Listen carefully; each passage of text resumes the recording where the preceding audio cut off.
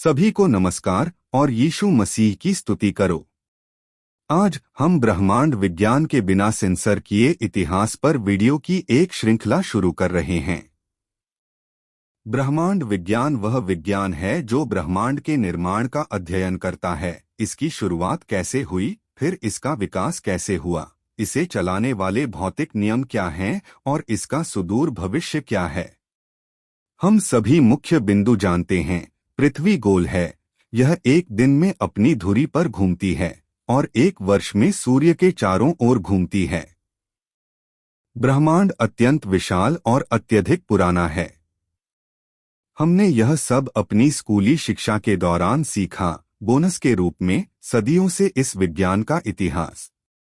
हालांकि हम देखेंगे कि अन्य क्षेत्रों की तरह यह इतिहास दूसरे का केवल एक आधिकारिक और सेंसर किया हुआ संस्करण है, बहुत अलग लेकिन बहुत वास्तविक है और जो आपके लिए पूरी तरह से अज्ञात है। मैं इसे भौतिकी, गणित और इतिहास में विश्वविद्यालय के प्रोफेसरों की गवाही के आधार पर समझाऊंगा। कुछ को नोबेल पुरस्कार या अन्य प्रतिष्ठित पुरस्कार प्राप्त हुए हैं। इस कहानी को प्रस्तुत करने से पहले मैं आपके समक्ष ब्रह्मांड विज्ञान के आधिकारिक इतिहास से मैंने जो सीखा और इसका मुझ पर जो प्रभाव पड़ा, उसका एक संक्षिप्त सारांश प्रस्तुत करता हूं। और हम सबसे महत्वपूर्ण चीज गणित में हमारी अज्ञानता के साथ समाप्त होंगे। यहाँ ब्रह्मांड विज्ञान का आधिकारिक इतिहास है। भाग 1, प्राचीन यूनानी। वे देखते हैं कि सूर्य और तारे आकाश में पृथ्वी के चारों ओर घूमते प्रतीत होते हैं। वे ओलंपस के देवताओं के साथ अपनी पौराणिक कथाओं में विश्वास करते हैं। उनके पास अच्छे गणितज्ञ भी हैं।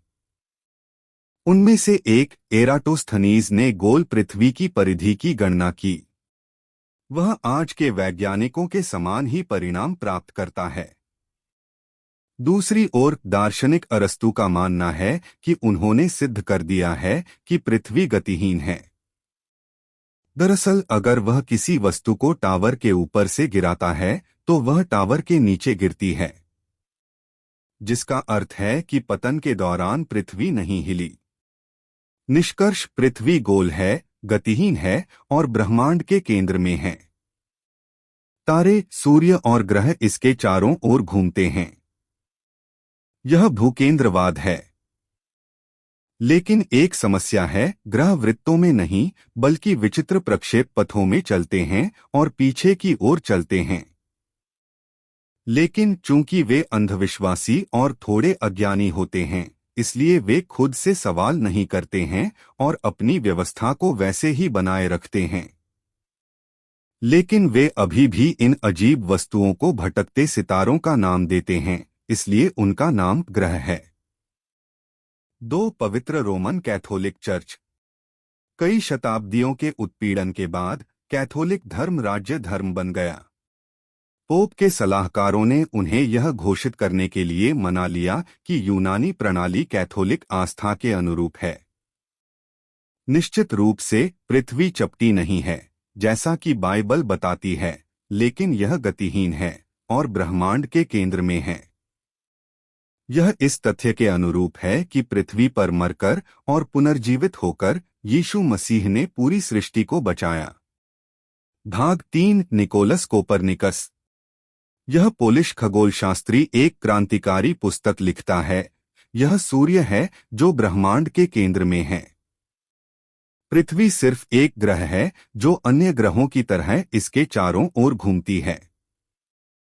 यह अंतः वर्ष के दौरान रात्रि आकाश में ग्रहों की प्रतिगामी गति की व्याख्या करता है। चर्च से प्रतिशोध के डर से उन्होंने अपनी पुस्तक को अपनी मृत्यु के बाद प्रकाशित कराना पसंद किया। भाग 4, गैलीलियो और जियोर्डानो ब्रूनो। गैलीलियो एक पुनर्जागरण वैज्ञानिक हैं। वह गिरती हुई वस्तु के साथ अरस्तु जैसा ही प्रयोग करता है, सिवाय इसके कि उसे एक नाव के मस्तूल के शीर्ष पर रखा गया है जो स्थिर गति से चल रही है। और उसने देखा कि वहां भी वस्तु मस्तूल के नीचे गिरती है। अरस्तु का प्रमाण, जो वस्तु मीनार के ऊपर से गिरती है वह मीनार के नीचे गिरती है, यह प्रमाण नहीं था। और गैलीलियो आगे बढ़ता है, वह शुष्क भूमि पर एक प्रयोगशाला में बड़ी संख्या में प्रयोग करता है और बिल्कुल वही प्रयोग दोहराता है, नाव में जो निरंतर गति से चलती है। और यहाँ फिर से उन्होंने नोट किया कि परिणाम बिल्कुल पृथ्वी पर स्थिर प्रयोगशाला के समान ही हैं। परिणाम, गैलीलियो ने निष्कर्ष निकाला कि ऐसा कोई अनुभव नहीं है जो हमें यह अंतर करने की अनुमति देता है कि हम एक स्थिर प्रणाली में हैं या निरंतर गति में हैं। और यह भविष्य के लिए बहुत महत्वपूर्ण है। वहां से उन्होंने निष्कर्ष निकाला कि पृथ्वी निश्चित रूप से गति में है, और यह वह है जो एक वर्ष में सूर्य के चारों ओर घूमती है, जबकि एक दिन में अपनी परिक्रमा करती है। इसके अलावा उन्होंने खगोलीय चश्मे का निर्माण किया, जिससे उन्हें आकाश को पहले की तरह देखने की अनुमति मिली। इस प्रकार उन्होंने बृहस्पति के कई उपग्रहों की खोज की। ये बात उन्होंने एक सफल किताब में लिखी है।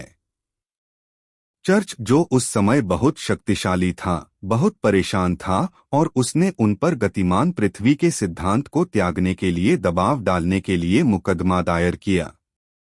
हालांकि चर्च ने पहले ही जियोर्डानो ब्रूनो नामक एक अन्य वैज्ञानिक की निंदा की थी और उसे जला दिया था, जिसने लगभग समान प्रयोग किए थे और जो गैलीलियो की तरह सोचते थे। गैलीलियो डर जाता है और पीछे हट जाता है, लेकिन अंदर ही अंदर वह आश्वस्त है कि पृथ्वी घूमती और घूमती है। भाग 5, केपलर। यह जर्मन खगोलशास्त्री सूर्य के चारों ओर ग्रहों की गति को निर्दिष्ट करता है। वे वृत्तों में नहीं बल्कि दीर्घवृत्त में घूमते हैं। दीर्घवृत्त एक कुचले हुए वृत्त की तरह होता है, जिसके 2 केंद्र होते हैं, जिन्हें नाभियां कहते हैं। उनमें से एक पर सूर्य स्थित है। भाग 6, न्यूटन। इस अंग्रेज वैज्ञानिक को अचानक सार्वभौम गुरुत्वाकर्षण के नियम का पता चला, जो पूरे ब्रह्मांड को नियंत्रित करता है। बस इसके लिए धन्यवाद कि जब वह एक पेड़ के नीचे आराम कर रहा था, उसी समय उसके पास एक सेब गिर गया, जबकि चंद्रमा आकाश में दिखाई दे रहा था। इससे उन्हें यह रहस्योद्घाटन हुआ कि चंद्रमा का पृथ्वी के चारों ओर घूमना, सेब का गिरना और ग्रहों का सूर्य के चारों ओर घूमना एक ही घटना है। पिंड एक दूसरे को आकर्षित करते हैं, बल उनके द्रव्यमान के समानुपाती होता है और उनकी दूरी के वर्ग के व्युत्क्रमानुपाती होता है। इस मौलिक नियम का उपयोग आज भी रॉकेट या उपग्रहों को अंतरिक्ष में भेजने के लिए किया जाता है। फिलहाल बस इतना ही।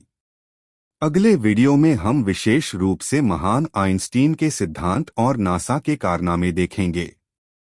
लेकिन अगर आप फ्रेंच समझते हैं तो आप बिना किसी देरी के यह सब जान सकते हैं। मेरी किताब the immutable truth and the scandalous error amazon.fr website पर 24 यूरो 90 सेंट में खरीदकर।